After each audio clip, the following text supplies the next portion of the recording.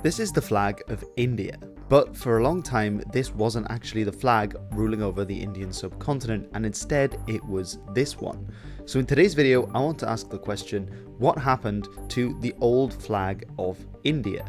But more importantly, what's the symbolism behind both of them and the story of their creation? Because you might say, well, it's really quite obvious, because of course India for some time was a British colony, and therefore when in 1947 the Indians got their own independence, then of course they weren't going to use that old colonial flag, and instead they would go over and use a nice new flag, which is the Indian flag.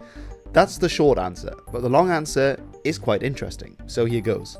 Starting already in the early 15th century with the Portuguese, the European nations became increasingly interested with trade in India, setting up their own East India companies to build trading ports and even expand further to follow such trading endeavours there. Now in 1600 the English created their own East India Trading Company.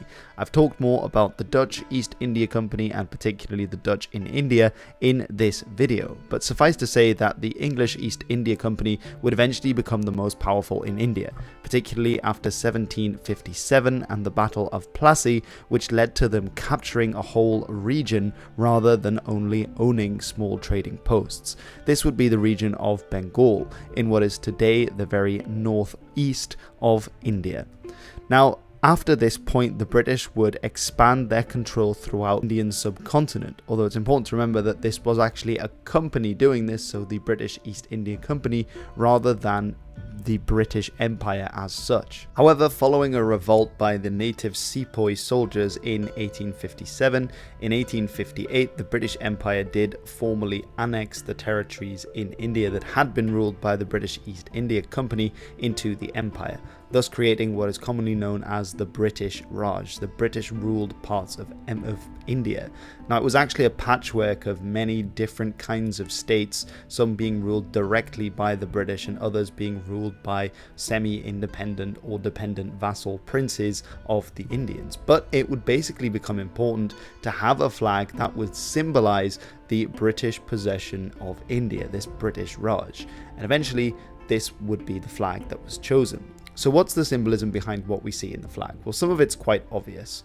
Of course, we have in the corner the Union flag of Britain, of Ireland and of Scotland. Of course, missing Wales, which is a bit of a problem for many people in Wales, but that is essentially why it's there in the corner.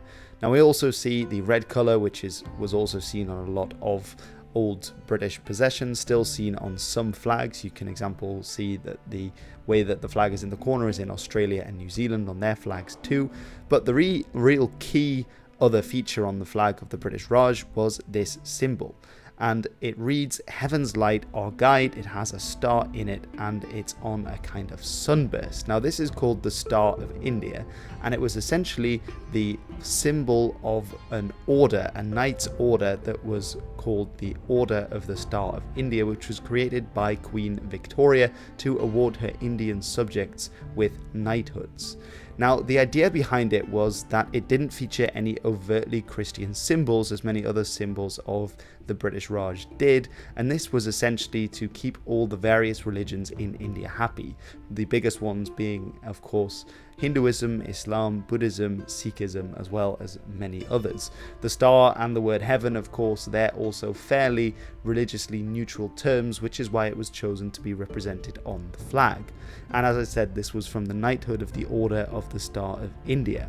So that's the history behind the flag of the British Raj. But what then about the origin of the modern Indian flag? Well, let's take a look at that now. It's important to realize that this flag is also very much intertwined with the Indian movement for self-determination and for independence, which has very long roots. Now, of course, before the British came to India, there were various banners, symbols, and flags attached to different states. But the idea of India being one nation is really born during the British period, by Indians who wanted to go for either home rule or self-determination or for more independence. And the story of the Indian National Congress will also be incredibly important, though there are many other stories and flags that I could have looked at. I decided to keep it basic and simply to look at the origin of the national flag. Now, the real origin of this flag goes back to 1921, when Mahatma Gandhi, who is of course a very famous figure in the Indian independence movement, wrote to a journal saying that he wanted a flag to be designed for the movement for independence that he advocated. Now, this was taken up by a man called Pingali Venkaya, who did in fact design a flag that the movement could use. And this flag is this one that we see here. I know it looks a little bit strange now when we're aware of the Indian flag, some kind of proto-Bulgarian flag it looks like with the colour scheme, but there was indeed symbolism behind the various elements. So there are three main colours, red, green and white. The red was said to represent Hindus, the majority in the country, and the green was then for Muslims, the second largest religious group in the country. Gandhi actually later gave feedback to the flag, which had only had green and red on it, because he said we should really have another color to represent the other religious groups in India, like Sikhs, Jains, Buddhists, Christians, etc. And that's why a white banner, a white stripe was also added. Gandhi actually later wanted to move away from the different colors representing different religious groups to avoid colors becoming associated with that and thus stoking tension. So he also said that the red could be interpreted as for sacrifice of the Indian people, the green for the hope of the future, and the white for purity. It didn't really become very prominent straight away. However, 2 years later in 1923, when Indian protesters for self-determination raised the flag, they were violently attacked by British police in India, and so it became a symbol of resistance because of this event and became more popular. It was officially adopted by the Indian National Congress in 1931, although by that time the flag had changed a little bit from its iteration 10 years ago. It had gone from this flag to this one, which already looks quite a lot more familiar.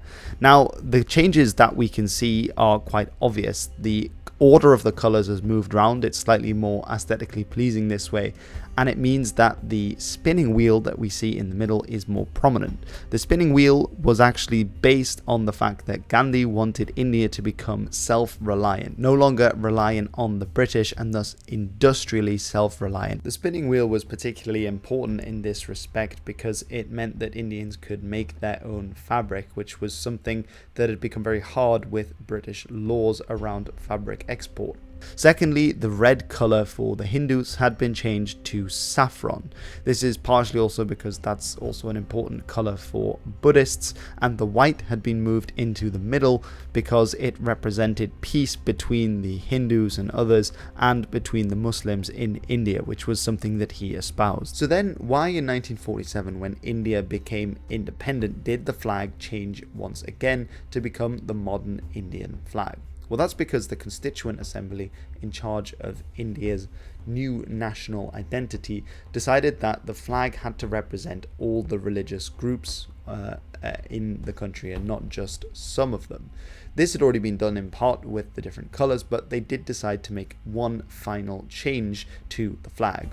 Now, as we can see, this is the modern flag of India, and the big difference between the old flag, apart from the colours being slightly adjusted, is that the spinning wheel is gone and instead there is another symbol. Now, this is the symbol that we see here in the middle, and this symbol is called the Ashoka Chakra.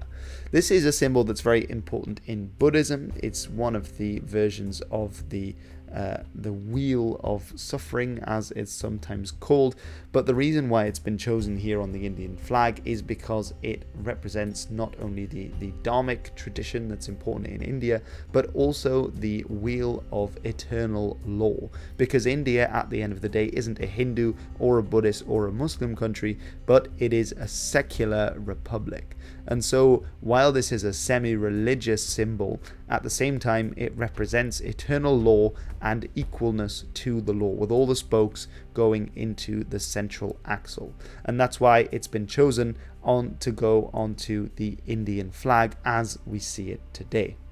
So there we have it. That's the story of the Indian flag and the symbolism behind it.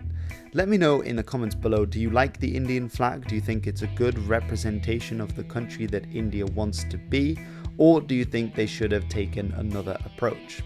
What about the flag of the old British Raj? It might be a little bit of a loaded flag depending on where you come from or how you look at the past, but at the end of the day it's quite an aesthetically pleasing flag. I think it's quite nice to see the sunburst on it. It's definitely something special.